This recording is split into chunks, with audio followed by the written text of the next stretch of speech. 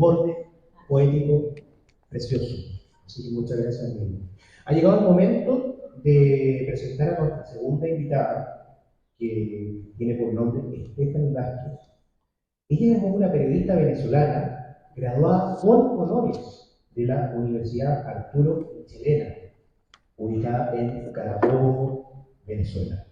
En el 2018 se suma al éxodo venezolano y lo lleva primero hasta Perú, donde en un par de días, después de presentar su trabajo de grado, redactó 7 crónicas literarias con las cuales obtuvo la mención Mérito a la Excelencia, reconocimiento más alto que tiene una escritora, ¿cierto?, en dicha casa de estudios.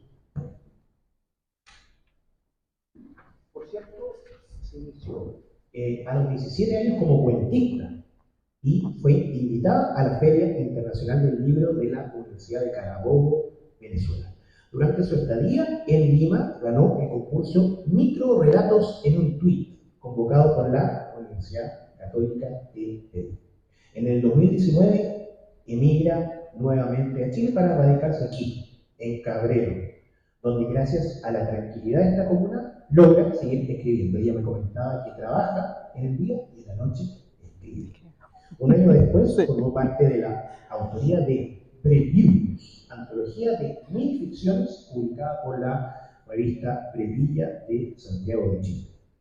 No olvida su país natal, pero han sido las madrugadas de este acogedor pueblo cabrerino que la ha acogido como una hija, las que atestiguan que se niegan, pero rotundamente a dejar el oficio de la escritura porque es su pasión, y en las cuales le ha dado un gran éxito y alegría. El aplauso para nuestra gran amiga Stephanie Vázquez. Buenas tardes. La verdad, yo tengo una objeción que hacer. Yo no sé cómo yo voy a mejorar esto. Yo no sé cómo me van a prestar atención después de esto, Miriam. O sea, eso no se hace. Eso no se hace, no, ¿cómo? Pero bueno, voy a hacer mi mejor intento, ¿no? Buenas tardes, mi nombre es Stephanie Vázquez, yo soy periodista de profesión y escritora por convicción, ¿ok?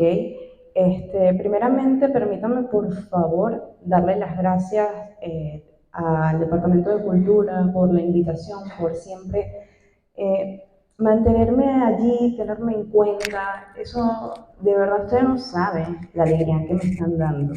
Y también darle muchísimas gracias a Dios, porque yo creo que Él sabe tener gestos bonitos con sus hijos. Él sabe mandar un abracito, un cariñito cuando uno más lo necesita. Entonces, ustedes yo creo que han sido esos angelitos que Dios ha dicho, llámenla porque hoy está muy mal, invítenla porque hoy no puede ya con su propia vida. Entonces, los llamados de ustedes para mí han sido mensajes de Él. Así que nada, pues, primeramente gracias a Papá Dios por estos encuentros, ¿no? Periodista, a mí me cuesta referirme así, a mí, ¿ok? Siendo sincera, me duele porque yo no logré ejercer mi carrera. Yo amé mi carrera, amo mi carrera, me enfrenté a mi papá y a mi mamá para dejar de estudiar ingeniería y poder estudiar periodismo. Y entonces la vida me cambió de un día a otro porque, bueno, yo tuve que agarrar mi maletica, empacar lo que había ahí e irme por razones sociopolíticas y por razones también personales, ¿ok? Yo soy una venezolana, yo me digo un tanto particular, porque los venezolanos, no sé si ustedes tienen la oportunidad de conocerlo, pues siempre andan en manada, con el papá, con la mamá, con la novia, con el novio, con el flores nada, pero siempre andan acompañados. Yo no. Yo estoy sola hace 5 años y es realmente para mí un gran orgullo, ¿ok? El telefonito, por favor, no mentira, atiéndalo. Es importante, atiéndalo, no hay problema. Pero sí, yo tengo una deuda con el periodismo, ¿ok? Porque hace 5 años cuando emigré en el 2018, yo siento que se murió una periodista, o la puse en pausa, pero dio paso a una escritora, una escritora de medio tiempo, pero al fin y al cabo escritora. O sea, no es mucho, pero es trabajo honesto, al menos. También me considero, y lo hablaba a un inicio con don Ignacio, yo soy una mujer de la vida nocturna.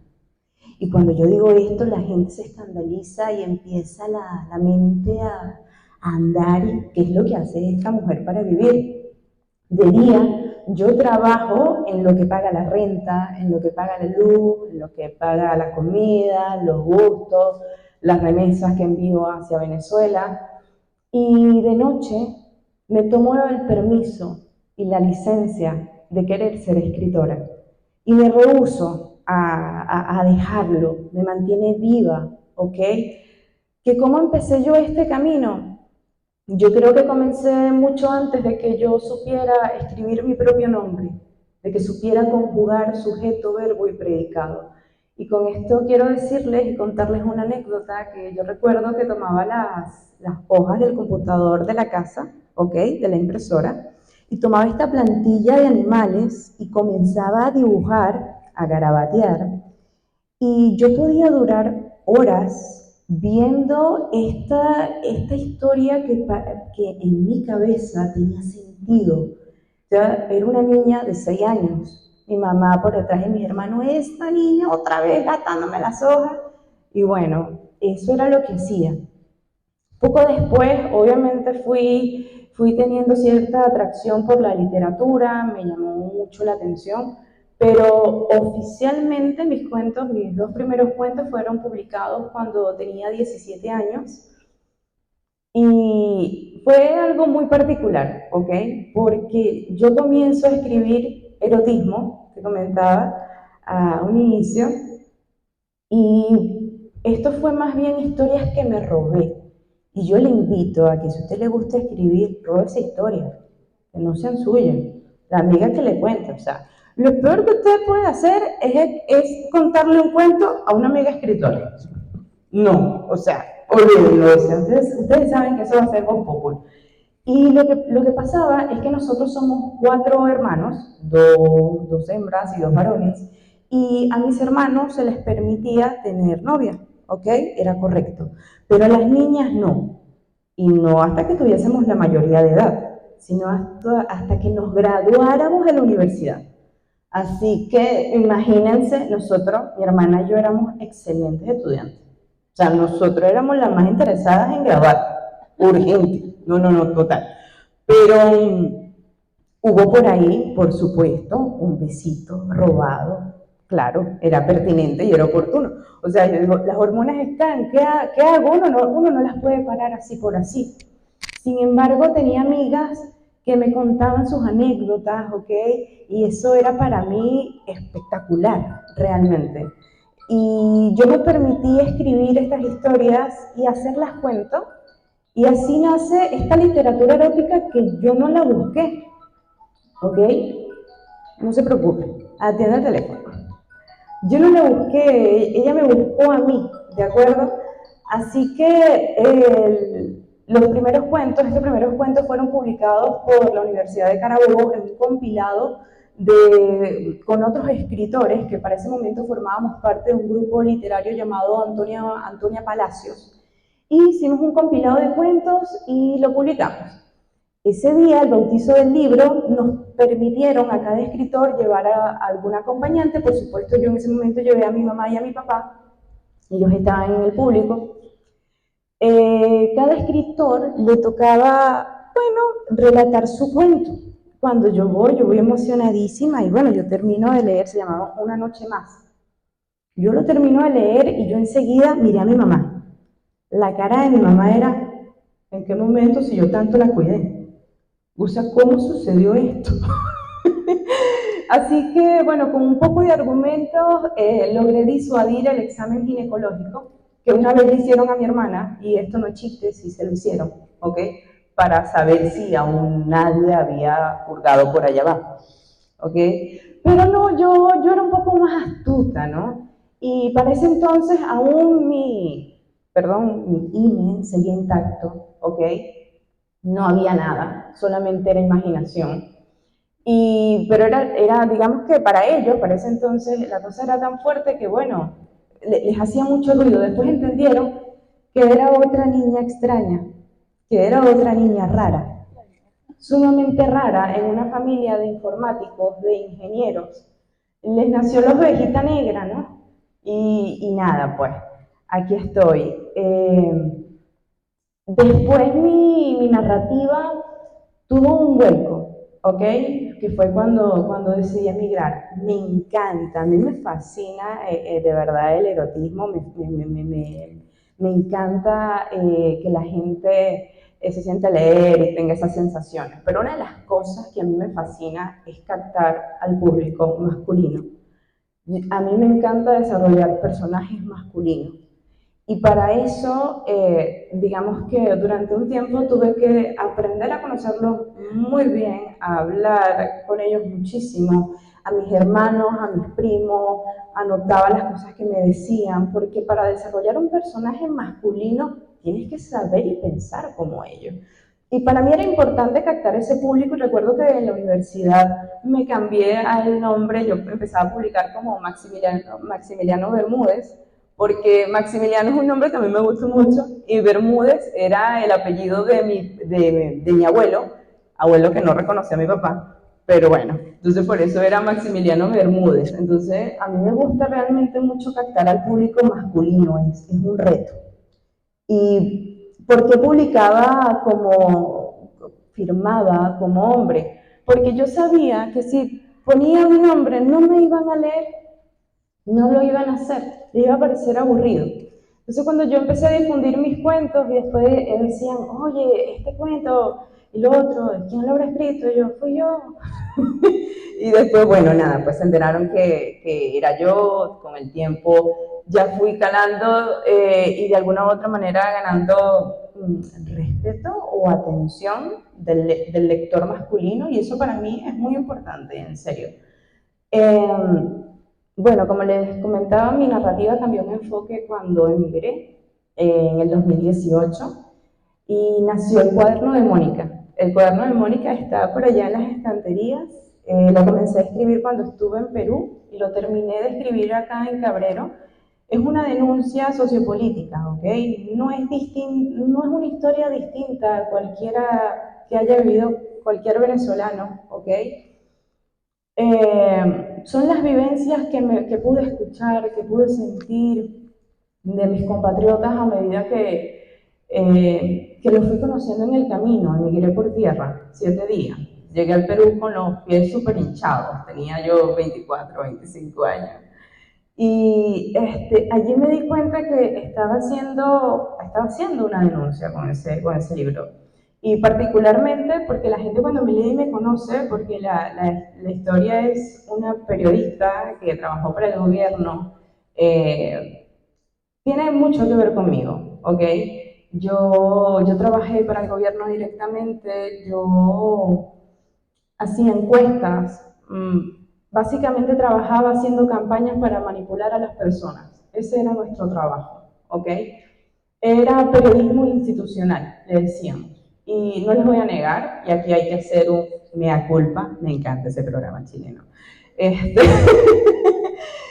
Sí, yo sentía una especie de atracción por saber cómo una sonrisa, una camisa, una postura, una foto con un niño, con un anciano, tomada en un buen momento, dice mucho para una campaña política. Es por eso que de alguna u otra forma yo no me dejo engañar con mucha facilidad de los políticos, soy un poco renuente, me conozco el guión, porque trabajé con ellos. Y ustedes dirán, pero tan chiquita, bueno, tampoco estoy tan chiquita, tengo 30 años, pero ellos tenían la particularidad de captar a personas jóvenes en las universidades, estudiantes de economía, estudiantes que digamos fuesen sobresalientes para armar estos grupos. Y entonces tenía mucha información que decir, que gritar, que denunciar, ahora cuando estaba a kilómetros de mi país. Así que así nació Mónica y me excusé estoy haciendo literatura para poder denunciar esto. Sí, el cuaderno de Mónica es una historia romántica, por supuesto, pero es una denuncia sociopolítica, ¿no? Cuando me preguntan acerca de mis referentes literarios, actualmente, y les parecerá y les hará un poquito de ruido, yo soy una muy mala lectora actualmente. En serio, muy mala lectora. Yo, cuando tenía 15 años, yo leí mucho Isabel Allende, me encantó. Mi papá me regaló una colección, el primero fue la Casa de los Espíritus, y me enamoré del realismo mágico. Y yo me enamoré de Chile a través de los ojos de Isabel Allende, ¿ok? Por supuesto. Y una de las cosas que yo quería era conocer Chile. Pero yo quería venir como turista, no como inmigrante. Esa no era mi intención realmente. Pero sí, una de las influencias fue Isabel Allende.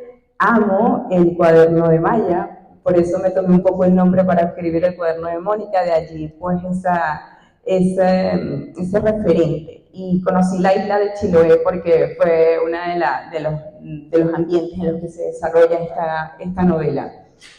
Pilar Sordo, la leo paulatinamente, un libro que me encanta, que es Lecciones de Seducción, y me fascina porque ella habla que primero para seducir, y no estamos hablando de una pareja, estamos hablando de la amistad, estamos hablando de cómo nos comportamos en el trabajo, cómo nos arreglamos, cómo salimos. Entonces las lecciones de seducción vienen dadas de que tú primero como mujer te tienes que seducir a ti misma, te tienes que querer a ti misma, porque si eso no sucede, tú no lo proyectas, ¿ok? Eso es lo que me encanta de Pilar Sordo.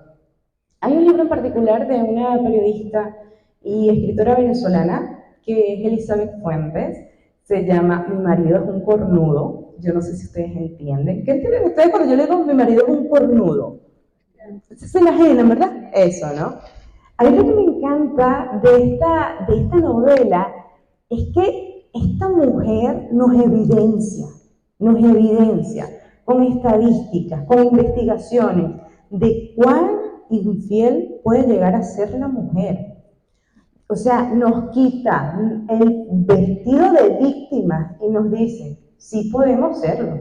Mucho más incluso en ese trabajo investigativo que hizo, que lo llevó al libro, mucho más que los hombres. Simplemente que lo disimulamos mejor.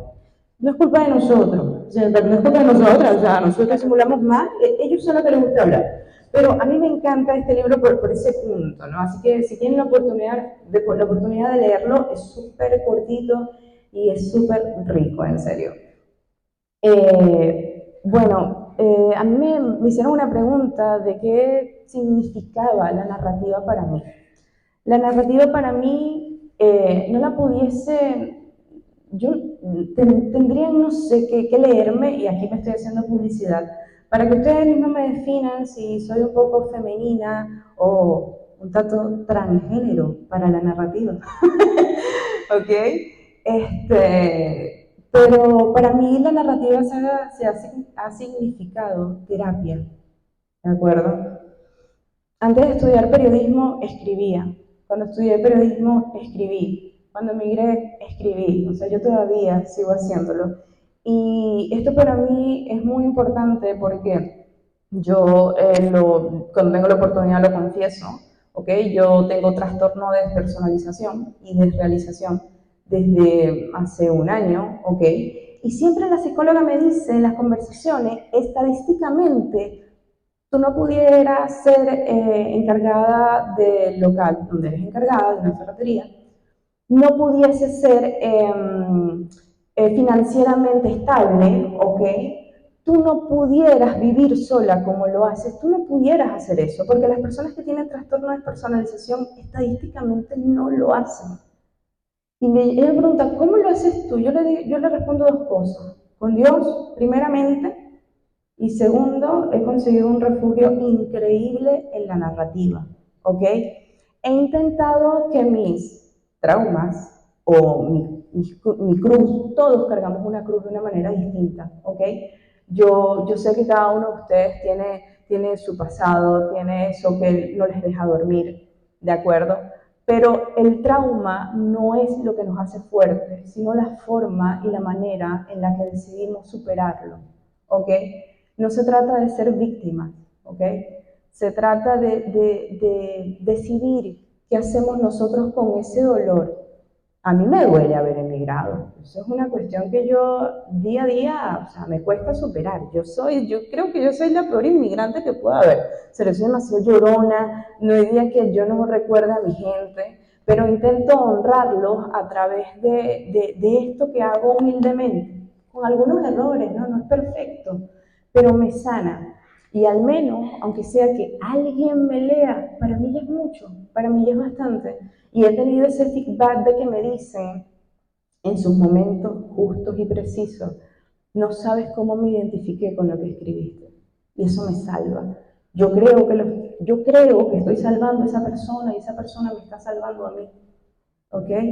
Así que es algo netamente maravilloso la narrativa. Así que yo les invito a que si ustedes tienen esa atracción por la escritura o por la pintura o por cualquier don que Dios le haya dado, explótenlo, ¿ok?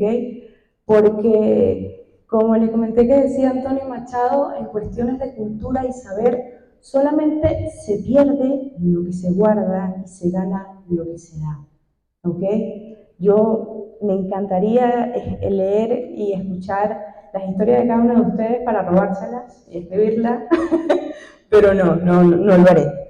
¿De acuerdo? Quiero leer un fragmento de lo que será mi segunda novela. Es una autobiografía. Un poco presuntuoso decir autobiografía a los 30, ¿verdad?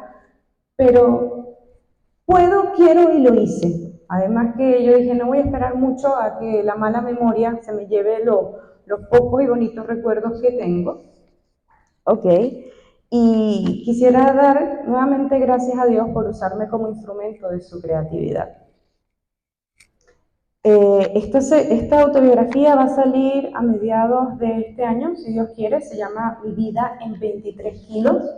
¿Y por qué 23 kilos? No sé si han tenido la oportunidad de que cuando viajan, la mayoría de aerolíneas te dicen, tu maleta tiene que pesar 23 kilos. Ya después de eso tienes un cobro extra que es bastante. Entonces cada capítulo representa el cómo a mí me costó empacar mi vida en 23 kilos, ¿no?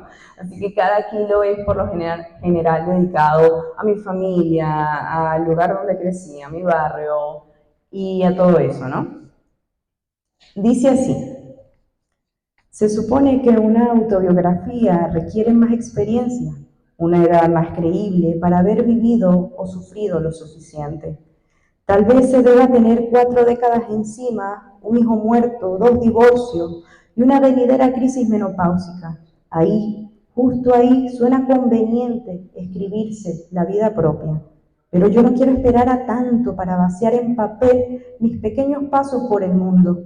Si espero, corro el riesgo de que olvide cosas, porque mi memoria ya tiene rasgos seniles, o sencillamente pierda el interés en tal misión.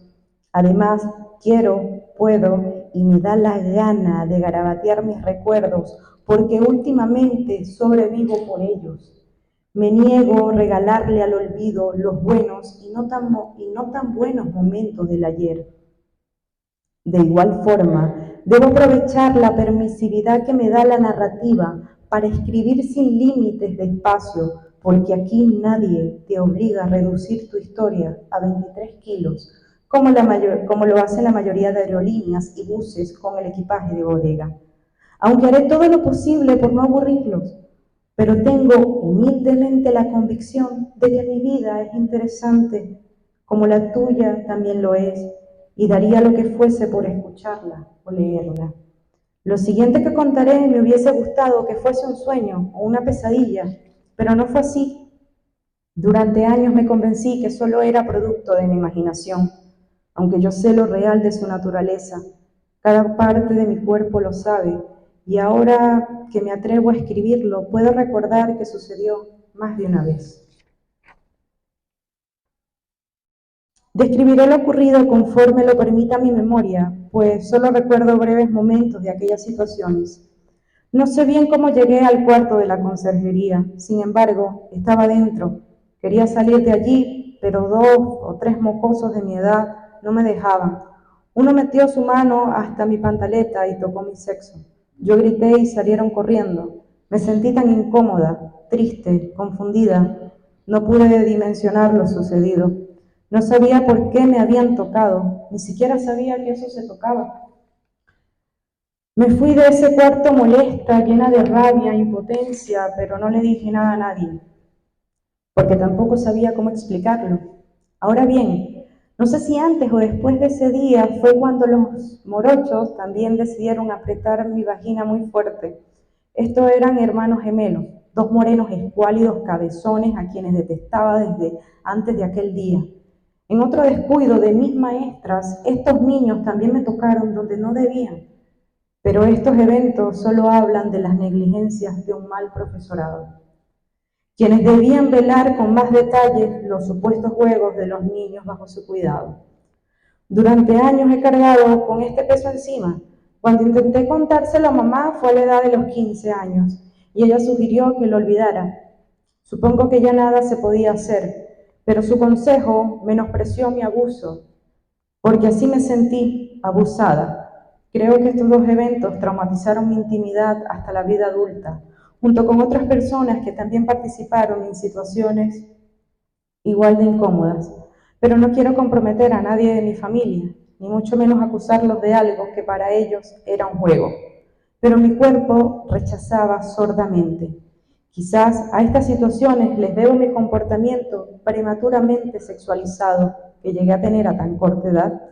Solía jugar con un muñeco de nombre Pepe Trueno, era un poco más bajo que yo, pero en casa de la abuela me encerraba en el closet y lo besaba. También solía tomar los mangos de objeto para rozarlos en mi vulva. Con los años, mi mochila se fue llenando de asuntos sin resolver. Desde niña la mente se me intoxicó muy rápido, pero con la misma desarrollé la habilidad para purgar sin ayuda de nadie todo ese dolor que mi cabeza y mi corazón guardaban. Bueno, aún quedan residuos, cierta basura que entra de nuevo en ella, por lo que debo volver a barrerla, trapear y pulir. Evidentemente 3 kilos será publicado, como le dije, a mediados de este año. Muchísimas gracias.